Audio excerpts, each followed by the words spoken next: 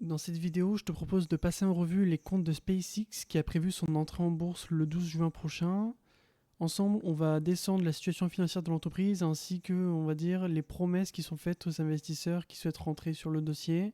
SpaceX a prévu de rentrer en bourse avec une valorisation prévue entre 1500 milliards et 2000 milliards de dollars, ce qui en ferait une entreprise dans le top 10 des capitalisations américaines. Donc ensemble, on va redescendre le fichier S1, qui est le fichier qui a été transmis à la SEC. La SEC, c'est la Security Exchange Commission, l'équivalent de l'AMF aux États-Unis. Ils leur ont transmis ce document de 300 pages qui décrit à la fois l'histoire de SpaceX ainsi que leurs ambitions pour le futur, ainsi que leur situation financière actuelle. Donc ils ont fait plus de 650 lancements, ils ont une part de marché d'environ 80% de la mise en orbite de satellites actuellement. Ils ont fait décoller plus de 78 membres d'équipage et ils ont eu un taux de réutilisation de leur booster de plus de 85%, ce qui permet de réduire le coût d'accès à l'espace grandement.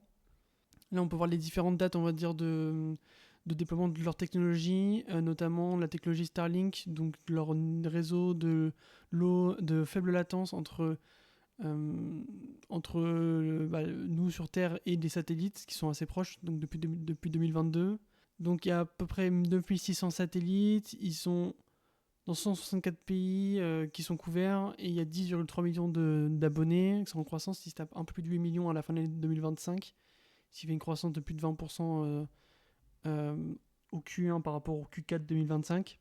Ils ont aussi prévu de mettre des data centers dans l'espace d'ici 2028. Actuellement, ils ont des clusters pour l'entraînement de modèles LLM d'IA depuis 2025 et 2026. Et ils ont annoncé cette semaine qu'ils allaient louer à Anthropic, qui est le laboratoire de LLM qui est à Claude, pour 1,25 milliard de dollars par mois, leur capacité d'inférence et de calcul qu'ils ont dans leur data center, qui est utilisé pour Grok et XAI. Voilà, donc en fait, ils disent que leur mission, c'est de construire des systèmes et des technologies pour permettre à la vie humaine d'atteindre un stade multiplanétaire, afin d'être présent sur d'autres planètes aussi. Donc c'est vraiment des missions et des buts qu'on n'a pas l'habitude de voir dans ce genre de document qui est pour une entrée en bourse quand même. Moi, ce que je vous propose, c'est directement de regarder les chiffres, puisque quand vous achetez une entreprise, quand même, c'est un peu la base. Tous les beaux discours et tout ça, en fait, n'importe qui peut les faire. Ce qui compte, c'est les données derrière, réellement. Donc, on peut voir qu'en 2025, ils ont fait 18,6 milliards de chiffre d'affaires, contre 14 milliards en 2024, ce qui fait plus 33%. Au niveau des coûts, ils sont passés de 13,5 milliards à 21 milliards de coûts. On a notamment 8,6 milliards de coûts en recherche et développement. Ça, c'est principalement lié au nouveau modèle de fusée Starship, ainsi que leur laboratoire d'IA de XAI. Ce qu'on peut voir, c'est qu'on est sur une perte qui était grosso modo flat en 2024 et qui est une perte de 5 milliards de dollars en 2025. Alors ces chiffres-là, il faut les prendre un peu avec des pincettes parce qu'ils viennent d'annoncer qu'ils allaient louer pour 1,5 milliard de dollars par mois leur capacité de calcul à Anthropic, ce qui ferait à peu près doubler leur chiffre d'affaires pour passer de 18 milliards à, on va dire, à peu près 40 milliards en prenant uniquement en compte les chiffres d'affaires dans un même ordre de grandeur que 2025. Ça fait que pour 2026, ils peuvent assez facilement atteindre les 40-50 milliards de dollars de chiffre d'affaires, tout en restant, je pense, en perte en termes de bénéfices. Si on regarde la structure de l'actionnariat de SpaceX avant l'entrée en bourse, on peut voir que Elon Musk contrôle 85,1% des droits de vote et qu'il y a deux types d'actions, classe A et classe B.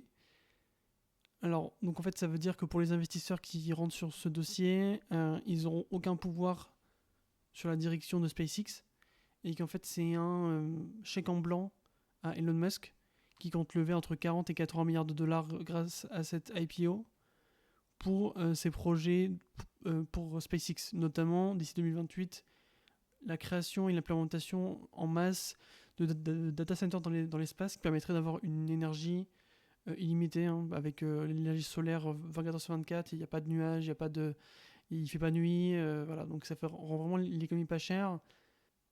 Le narratif qui explique, on va dire, l'entrée en bourse un peu précipitée, ils essaient de se dépêcher le plus vite possible pour entrer en bourse avant OpenAI et avant Anthropic, ce qui permettrait de récupérer une grande partie de l'attraction des investisseurs particuliers notamment, qui ont 30% d'actions de l'IPO qui leur sont réservées, pour continuer, on va dire, la hype liée à Elon Musk, en plus avec l'espace. Donc, il compte lever entre 40 et 80 milliards pour une valorisation à 1500 milliards. Si je retourne sur les chiffres financiers, c'était à la page 107. Voilà, donc ici. Donc, sur une valo à 1500 milliards, bon, je vais même pas faire de valorisation par rapport aux bénéfices, comme on fait d'habitude avec les entreprises. Une entreprise normale, c'est valoriser le marché à peu près à 22 fois les bénéfices. Donc là, bon, comme c'est une entreprise en forte croissance et en perte, c'est pas vraiment pertinent d'utiliser les bénéfices. Ce qu'il faut faire, c'est plus regarder, on va dire, la croissance du chiffre d'affaires ainsi que la rentabilité en excluant certains éléments comme la recherche et développement. Vraiment en regardant la rentabilité segment par segment. Ce qu'on peut voir, c'est la rentabilité de Starlink est, on va dire, correcte.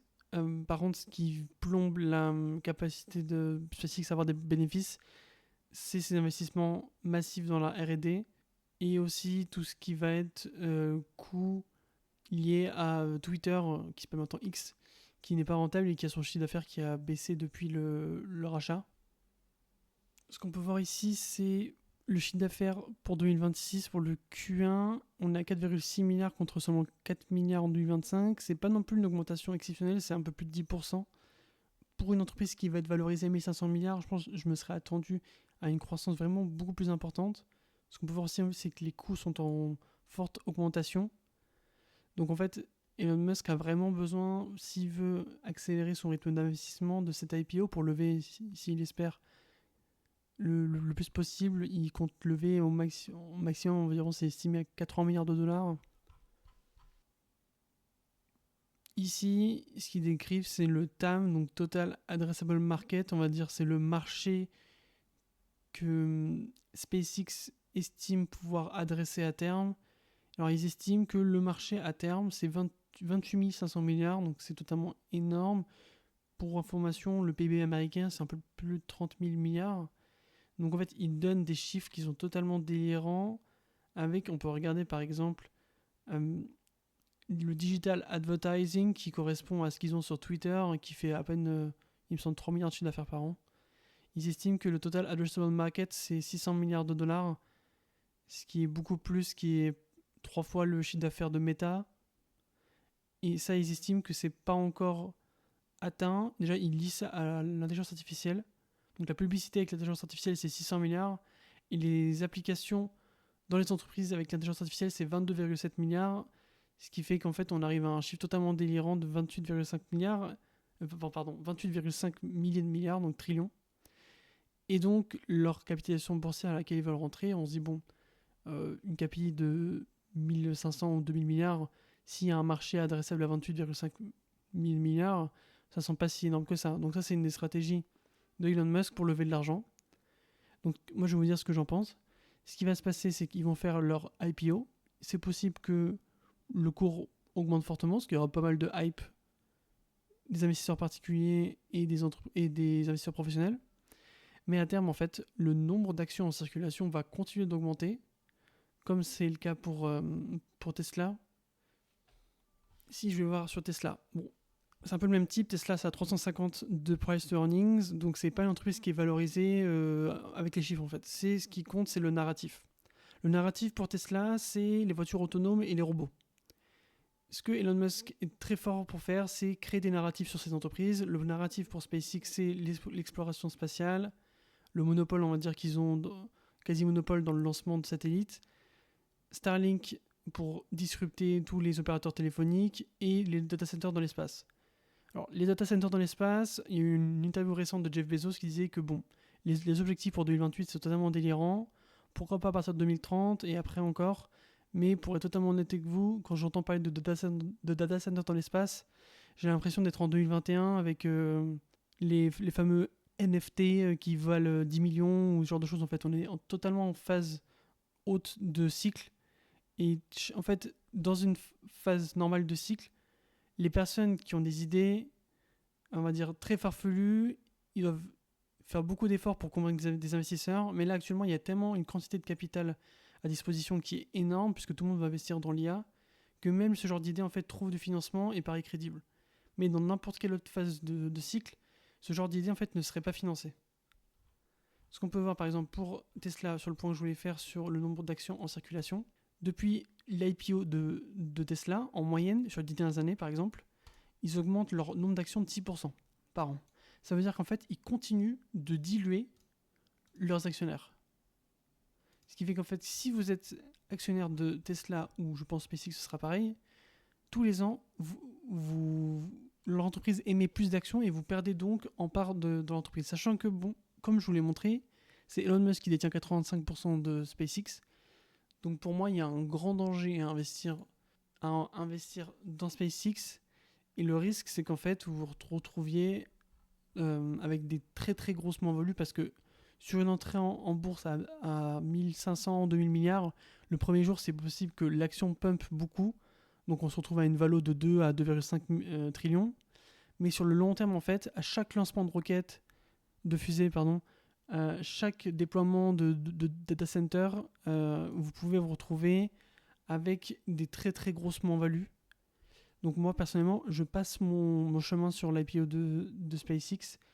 Je regarderai pas mal de détails, les chiffres qu'on aura pour OpenAI et Anthropic. Je pense que sur Anthropic, il y a plus un sujet peut-être d'investissement qui pourrait être intéressant. Moi personnellement, je passe mon chemin pour investir dans l'IPO de SpaceX.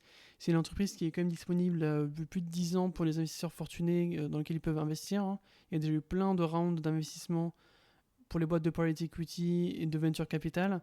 Et là, en fait, l'entrée en bourse, pour moi, ça signifie ils vont avoir en fait des périodes où ils auront le droit de vendre leurs actions.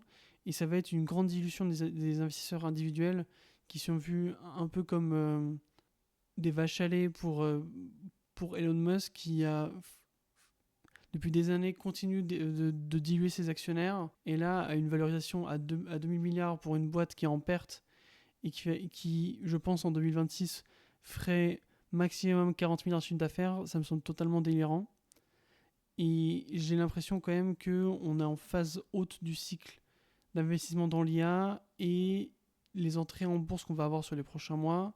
Je vais surveiller ça de très près, notamment l'entrée en bourse de Anthropic, qui est pour moi, je pense, la seule entreprise d'IA vraiment qui a un potentiel de croissance et de rentabilité, puisqu'ils ont annoncé qu'ils devraient atteindre leur rentabilité bientôt.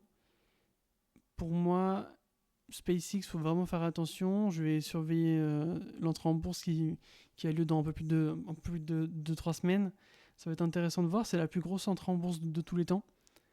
Donc ça montre quand même l'ambiance actuelle du marché qui finance énormément d'entreprises. Il y a une grande quantité d'argent qui est disponible. Pour ma part, je passe mon chemin. Je continue d'investir dans les entreprises qui ont des forts potentiels de croissance aussi, mais qui ont des valorisations qui sont plus acceptables, comme Meta, Mastercard, Amazon ou autres. Et en contrepartie, je continue d'investir dans le S&P 500 et dans des indices diversifiés. Mais pour moi, il faut faire très attention avec ce genre d'IPO. Il y a un adage en anglais pour IPO. It's probably overpriced. Donc c'est probablement trop cher. Là, je pense que c'est le cas pour SpaceX. Et voilà. Donc n'hésitez pas à me mettre des commentaires avec vos avis, vos feedbacks sur les vidéos. Et je vous retrouve très bientôt.